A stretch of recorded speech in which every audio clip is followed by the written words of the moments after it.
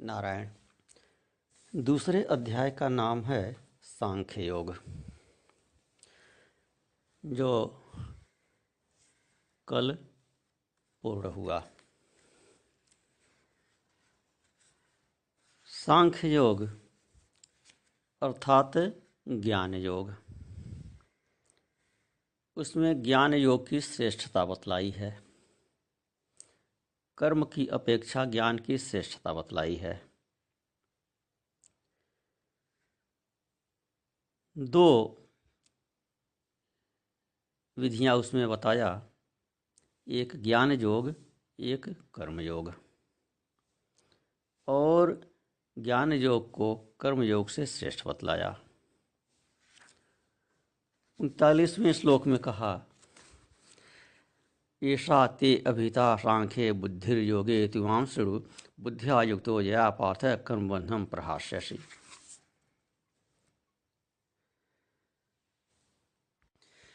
तो जब ज्ञान योग की उत्कृष्टता बतलाया तो अर्जुन ने प्रश्न किया कि ज्ञानी सन्यासी के लक्षण क्या हैं। 54वें श्लोक में। तदुपरांत 55वें श्लोक से लेकर दूसरे अध्याय के अंत तक ज्ञानी सन्यासी के लक्षण बतलाया। वहाँ स्थित प्रज्ञ और समाधिस्थ शब्द का प्रयोग हुआ है, जो सन्यासी में ही घटित हो सकता है। तो इसलिए सांख्य योग का जो उपदेश है उसे सन्यासी के लिए समझना चाहिए।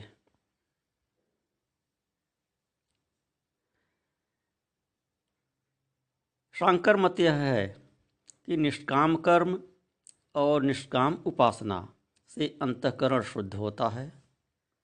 अंतःकरण शुद्ध होने पर तीव्र जिज्ञासा होती है और तीव्र जिज्ञासा से तीव्र वैराग्य उत्पन्न होता है। तदुपरांत संन्यास ग्रहण किया जाता है और संन्यास के उपरांत वास्तव में वह साधक श्रवण का अधिकारी होता है। संन्यस्य श्रवणम कुर्यात्, ऐसी शास्त्र की विधि है। तो जब अधिकारी होकर वेदांत श्रवण करता है तो गुरुदेव महावाक्य का उपदेश करते हैं। उस उपदेश का चिंतन मनन करने से ज्ञान होता है। ज्ञान होने पर ब्रह्माभ्यास करते करते जीवन मुक्ति का विलक्षण आनंद प्राप्त होता है। जीवन मुक्त को ही विदेह मुक्ति प्राप्त होती है। यही दूसरे अध्याय का सार है, जो वासिष्ठ में ही यही प्रक्रिया सार रूप से कही गई है।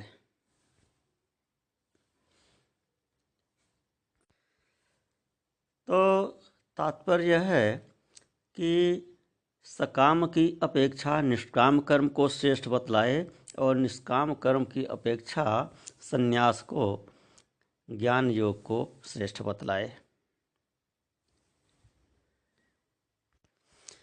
ज्ञान अंतःकरण की शुद्धि के बिना नहीं हो सकता। इसलिए अब तीसरे अध्याय में अंतःकरण की शुद्धि के लिए कर्म का प्रतिपादन करेंगे। अंतःकरण की शुद्धि निष्काम कर्म से ही होती है। तो द्वितीय अध्याय में पहले सांख्य योग, फिर निष्काम कर्म का प्रतिपादन किया और दोनों निष्ठाओं में ज्ञान निष्ठा को श्रेष्ठ बतलाया। तो यहाँ पर अर्जुन को शंका हुई कि जब आप ज्ञान योग को श्रेष्ठ बतला रहे हैं तो मुझे कर्म योग में क्यों प्रवृत्त कर रहे हैं। जैसी चेत कर्मस्ते मता बुद्धिर्जनार्दन तत्किं कर्मणि घोरे मांग नियोजश केशव। यह जनार्दन, यदि आपके विचार से कर्म योग की अपेक्षा बुद्धि योग अर्थात ज्ञान योग श्रेष्ठ है तो मुझे घोर युद्ध रूप हिंसात्मक कर्म में क्यों लगाते हैं? दूसरे अध्याय में कहा था अर्जुन से, कर्मण्येवाधिकारस्ते मा फलेषु कदाचन। फिर अभी कहा था, माते संगोस्तु कर्मणि, कर्म में ही तुम्हारा अधिकार है, फल में तुम्हारा अधिकार नहीं है। किंतु कर्म के न करने में तेरी आसक्ति न हो, यह सब बतलाए, किंतु वहाँ यह नहीं बताए कि इससे मोक्ष की प्राप्ति होगी। मोक्ष की प्राप्ति के लिए ज्ञान को ही माध्यम बताए। तो इसलिए अर्जुन को शंका हुई कि जब ज्ञान के बिना मोक्ष नहीं होता है तो आप मुझे कर्म में क्यों लगा रहे हैं? भगवत गीता को सामान्यतः लोग कर्मशास्त्र समझते हैं, कर्मयोग की प्रतिपादिका समझते हैं और संन्यास की निंदा करने लगते हैं, ज्ञान योग की निंदा करने लगते हैं। तो वस्तुतः ऐसा वर्णाश्रम धर्म के न समझने के कारण है, सब गड्ढमड्ढ हो जाता है। एक ही नियम सबके ऊपर लागू नहीं हो सकता है। यह भ्रम इस कारण से हो जाता है कि लोग एक ही नियम गृहस्थ, सन्यासी, ब्रह्मचारी, वानप्रस्थी सबके ऊपर लागू करना चाहते हैं। ब्राह्मण, क्षत्रिय, वैश्य, शूद्र सबके ऊपर एक ही नियम लागू करना चाहते हैं। जब वेद के इस विभाजन को देखेंगे कि 4 आश्रमों के लिए 4 अलग नियम हैं, 4 वर्णों के लिए 4 अलग नियम हैं, तब यह शंका नहीं होगी कि भगवत गीता कर्म योग सिखाता है या ज्ञान योग सिखाता है। यह दोनों सिखाता है। सन्यासी के लिए ज्ञान योग है और गृहस्थ के लिए कर्म योग है। मोटा मोटा यह विभाजन है। हाँ, ऐसा भी भगवान ने कहा है कि निष्काम कर्म करते हुए भी मनुष्य को परम श्रेय की प्राप्ति हो जाती है, जनक इत्यादि का उदाहरण देते हुए।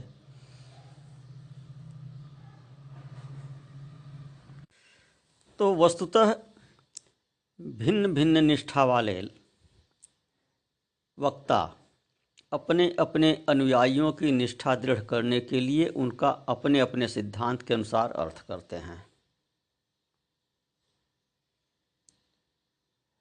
सुविधा अनुसार अर्थ कर लेते हैं, यहाँ गड़बड़ी हो जाती है, निष्पक्ष अर्थ नहीं कर पाते हैं। ज्ञान निष्ठा वाले ज्ञानपरक अर्थ लगाते हैं, कर्म निष्ठा वाले कर्मपरक अर्थ लगाते हैं। वस्तुतः भगवान कृष्ण ने किसी को छोटा या बड़ा नहीं कहा है। प्रसंग के अनुसार कहीं ज्ञान निष्ठा को श्रेष्ठ बतलाया है तो कहीं कर्मनिष्ठा को श्रेष्ठ बतलाया है। वहाँ प्रसंग देखना चाहिए कि किस प्रसंग में वह बात कर रहे हैं। अर्जुन ठीक ठीक प्रसंग से संगति न बैठा सकने के कारण अथवा स्पष्ट करने के लिए अन्य लोगों को, सामान्य लोगों को स्पष्टतया समझाने के लिए लोकहित की भावना से भगवान से यह प्रश्न करता है कि ज्यायसी चेत कर्मणस्ते मता बुद्धिर्जनार्दन तत्किं कर्मणि घोरे मांग निवेश केशव। कि आपके विचार से कर्मयोग की अपेक्षा बुद्धि योग अर्थात ज्ञान योग ही श्रेष्ठ है, तो मुझे घोर युद्ध कर्म में क्यों लगा रहे हैं? फिर आगे बोलता है, व्यामिश्रेणेव वाक्येन बुद्धिं मोहयसीव में तदेकं वद निश्चित ये न श्रेयो हम आपनुयाम। आप तो मिली जुली बात बोलते हैं, कभी इधर की बात बोलते हैं, कभी उधर की बात बोलते हैं। कभी कहते हैं कि संन्यास श्रेष्ठ है, कभी कहते हैं कर्म श्रेष्ठ है। तो दोनों में से कोई एक बात निश्चय करके कहिए कि मेरे लिए क्या श्रेष्ठ है, ताकि मेरा उद्धार हो सके, मैं कल्याण को प्राप्त कर सकूं।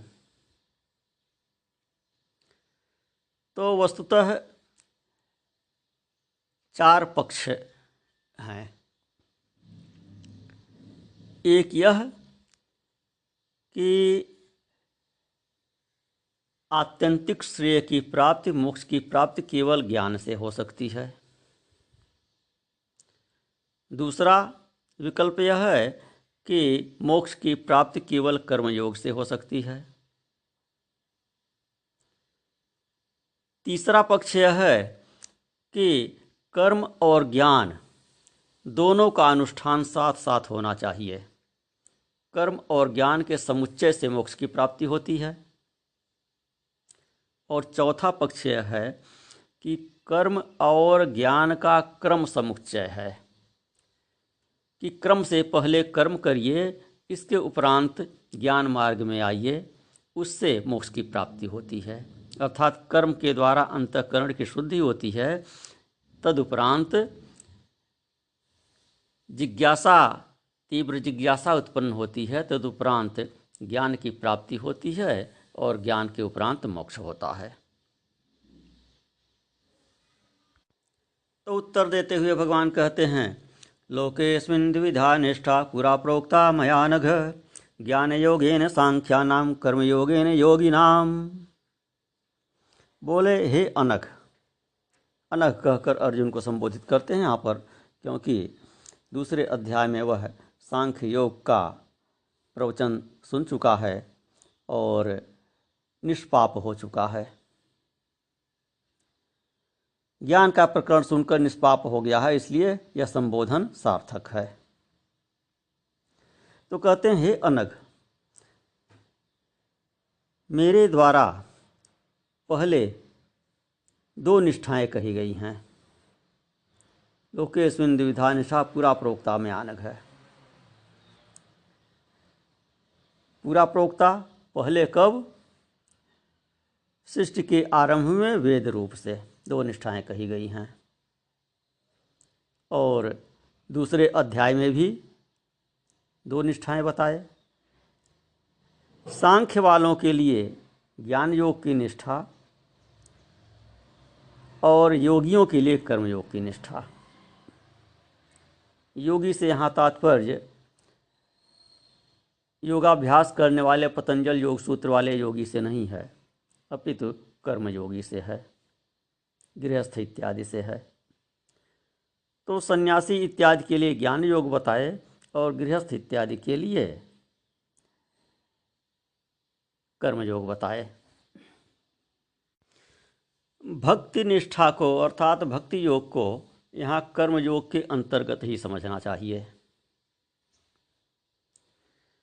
तो ज्ञान के साथ जो यहाँ योग शब्द आया है, इसका अर्थ ज्ञान के साथ जुड़ना नहीं है, अपितु मिथ्या ज्ञान को दूर करना है। मिथ्या ज्ञान दूर हो जाता है तो ज्ञान अपने आप प्रकट हो जाता है। जिज्ञासु स्वयं ही ज्ञान स्वरूप है, उसकी ज्ञान स्वरूपता स्पष्ट हो जाती है। जिज्ञासा की निवृत्ति ही ज्ञान योग है। तो 4 विकल्पों में कि केवल ज्ञान से मुक्ति होती है, अथवा केवल कर्म से मुक्ति होती है, अथवा ज्ञान और कर्म दोनों से मुक्ति होती है, अथवा पहले कर्म उसके उपरांत ज्ञान, इस प्रकार क्रम से अनुष्ठान करने पर मुक्ति होती है। तो इन दोनों में, इन 4 में चौथे को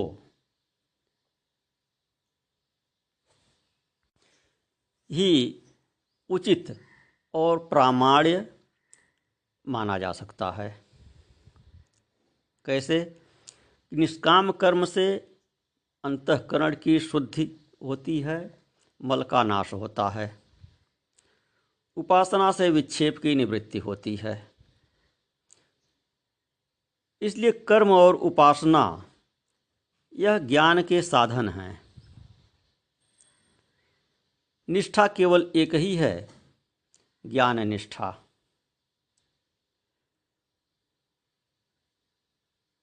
इसका तात्पर्य है कि बिना संन्यास किए निष्कर्म की प्राप्ति नहीं होती है, बिना संन्यास लिए ज्ञान नहीं मिलता है और बिना ज्ञान के मुक्ति नहीं होती है।